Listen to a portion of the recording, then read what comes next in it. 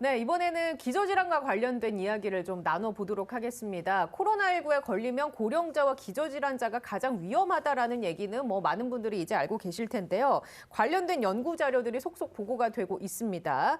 일단 국내 코로나19 사망자의 기저질환 분석 자료를 당국이 공개를 했는데 여기서 제일 많이 차지하는 게 보니까 순환기계 질환으로 파악이 됐습니다. 자, 일단 저희가 자료를 보여드릴 테니까 교수님 이 자료를 우리가 어떻게 해석해야 하는지 좀 하나하나 설명을 해 주실까요? 예, 미국의 자료들 좀 이따가 다시 살펴보도록 하고요. 이게 우리나라 방역 당국이 코로나19 사망자, 우리나라 지금 코로나19 사망자 5,382명에 대한 코로나 사망자의 기저질환을 분석한 내용입니다. 굉장히 의미 있는 결과예요.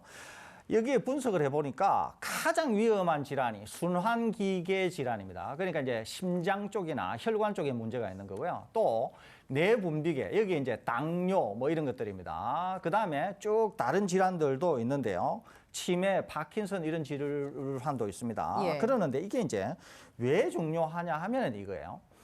원래 코로나19가 처음에 나왔을 때 많은 연구자들이 기저질환을 가지고 있는 사람들이 굉장히 위험하다. 그래서 기저질환을 이미 조사한 것이 미국, 영국, 중국에서 논문이 되게 쏟아져 나왔습니다. 그때 이미 우리가 뭘 알고 있었느냐 하면은 제가 한번 소개해드렸죠. 제가 우리나라 심장학회에 의사분들이 하는 심장학회에 초청을 받아서 제가 세미나 한 자료를 보여드렸지 않습니까? 그때도 보면은 심혈관계 질환이 제일 위험한 질환이라고 하는 것은 이미 알려져 있었습니다. 그러는데 그것은 우리 데이터가 아니었다는 거죠. 예. 그러는데 이제 우리 데이터가 어제 공개가 됐다는 거죠. 우리 데이터가. 예. 역시 우리 데이터도 보니까 예전에 나온 데이터와 다르지 않다는 거죠. 그러니까 심장, 혈관, 고혈압 이런 것들이 영향을 미친다는 거죠. 거기에다가 아까 파킨슨, 그다음에 치매 이런 것들은 뭐하고 관계가 있냐면 연령하고 관계가 있습니다. 그러니까 고령자하고 관계가 있는 거죠. 예. 그러니까 이 데이터는 전적으로 뭘 말하고 있냐 하면은 첫째, 기저질환 중에서 심혈관계 기저질환이 아주 중요하다. 네. 두 번째,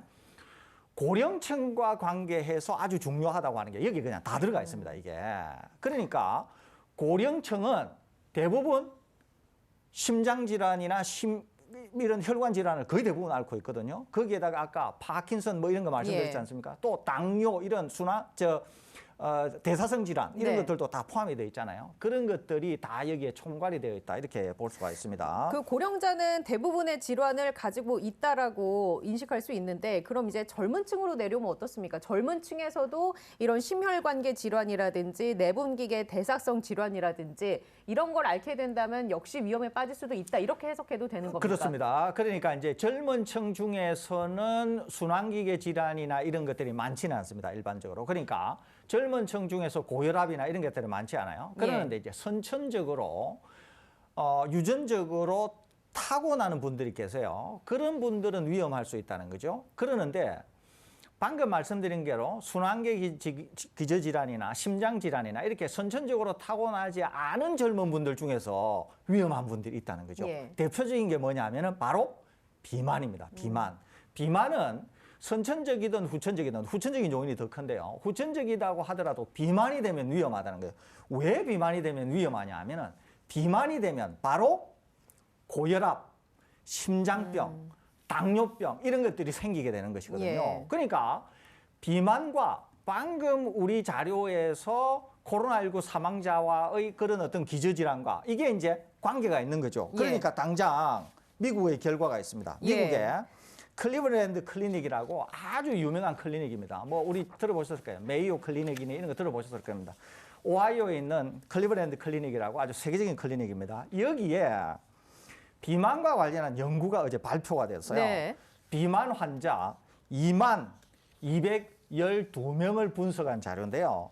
여기에 비만 환자들에 있어서 비만을 완화하는 수술을 해서 비만을 떨어뜨리게 될 경우에는 코로나에 감염이 되었을 때 합병증, 위중증으로 합병증을 60%나 낮춰준다는 거예요. 그러니까 살을 안 뺐을 때 100명이 위중증으로 빠진다고 하면 살을 뺐을 때 비만을 해소했을 경우에는 40명만 위중증으로 빠지니까 60명이나 보호가 된다는 거죠. 100명을 기준으로 하게 될 때는. 그러니까 비만을 줄이게 되면 아주 드라마틱하게 위중증으로 이행하는 것을 줄일 수 있다는 거죠. 그러면 비만을 줄이면 왜 이렇게 되는가?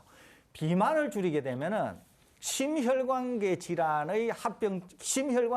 대한 위험이 급속도로 낮아집니다. 네. 그다음에 당뇨에 대한 것도 낮아진다는 거죠, 이게. 그렇기 때문에 아까 말씀드렸잖아요. 심혈관계 질환이나 당뇨, 대사성 질환이 아주 심각한 기저질환이라서 코로나에 감염이 되면 바로 위중증으로 빠질 가능성이 높고 사망으로 빠질 위험이 높다고 그랬잖아요. 예. 그러니까 살을 빼니까 방금 그런 좋은 효과가 나타나면서 위험을 줄여줄 수 있다라고 네. 하는 게 미국의 아주 유명한 예. 연구진에 의해서 확실히 검증되었다 이렇게 볼 수 있겠습니다. 근데 지금 언급드린 연구가 뉴스원에 실린 기사였습니다. 1월 3일자로 비만 환자 살 뺐더니 코로나 감염 시 합병증 위험 60% 뚝이라는 제목으로 실린 기사였는데 여기 보면 교수님 이런 언급이 있습니다.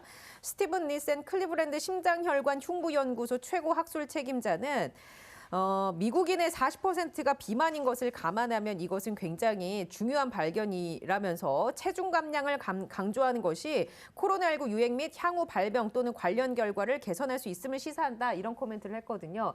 저는 이제 여기에서 이런 추정이 듭니다. 우리나라와 다른 나라의 사례를 좀 비교를 해봤을 때 유독 미국이라든지 다른 나라에서 사망자가 많이 나오는 게 혹시 비만과도 연관이 있지 않을까라는 추정이 좀 들거든요. 어떻습니까? 제 개인적으로는 절대적으로 관계가 있다 이렇게 보고 있습니다. 아무래도 식습관이나 체형이나 이런 게 우리나라랑은 또 많이 다르니까요. 그렇습니다. 우리나라는 기본적으로 비만이 아주 낮은 국가입니다. 우리나라가 아주 극단적으로 낮은 국가예요. 전 세계적으로 봤을 전 때요. 세계적으로 봤을 때도. 예. 그러는데 이제 미국은 조금 전에 앵커 말씀하신 것처럼 비만율이 굉장히 높다는 거죠. 이제 비만율이라고 할 때 여러분들 이제 그냥 참고로 알아두시면 됩니다. 이 체질량 지수라고 BMI라고 예. 얘기하는데요. BMI는 자기의 몸무게를 키의 제곱으로 나눕니다. 자기의 몸무게를 키의 제곱으로 나누는데 보통 아주 건강하다, 비만이 아니다 이러면은 20 정도 됩니다. 20. 그러는데 경계선이면 24, 비만은 30입니다.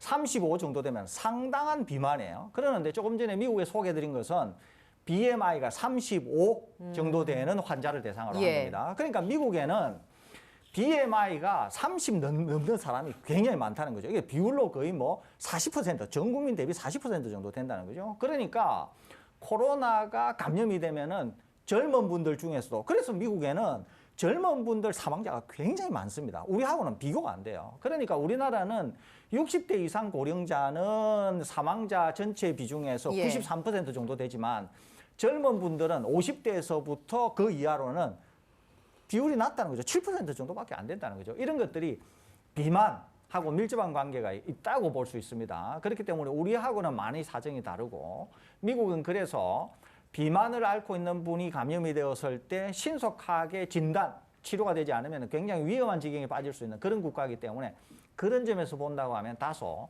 우리와는 양상, 상황이 예. 다르다 이렇게는 볼 수 있겠습니다. 자, 그러면 그 BMI가 높을수록 위험에 빠진다라는 연구 결과가 나오고 있는데 어느 정도까지 감소를 해야 할까요? 이제 새해도 됐고 다이어트를 목표로 세우신 분들도 계실 거고 코로나19가 아직 끝나지 않았기 때문에 좀 안전한 수준까지 건강하게 감량을 어느 정도까지 해야 좋을까요? 우리나라에서는 예. BMI가 30 되는 분도 많지 않습니다. 우리나라는 기본적으로 BMI가 30 되는 분도 많지 않아요. 그러니까 아까 제가 말씀드린 것처럼 BMI가 24 정도 되면은 비만의 거의 경계에 와 있습니다. 그러니까 우리나라에는 BMI가 24 정도인 분들이 많습니다. 우리나라는. 그렇기 때문에 그런 정도면은 미국이나 이런 데 비해서는 뭐 비만이다 이렇게 볼 수도 네. 없는 거죠. 그러니까 이제 원하신다고 하면 아까 제가 BMI가 20 정도 되면은 비만과 전혀 관계가 없다고 예. 그랬잖아요. 그러니까 20과 24 사이 정도에 있다 이렇게 볼 수 있습니다. 그렇기 때문에 약간 비만이라고 생각하시는 분은 24 부근에 있을 수 있고 그러지 않은 분은 20이니까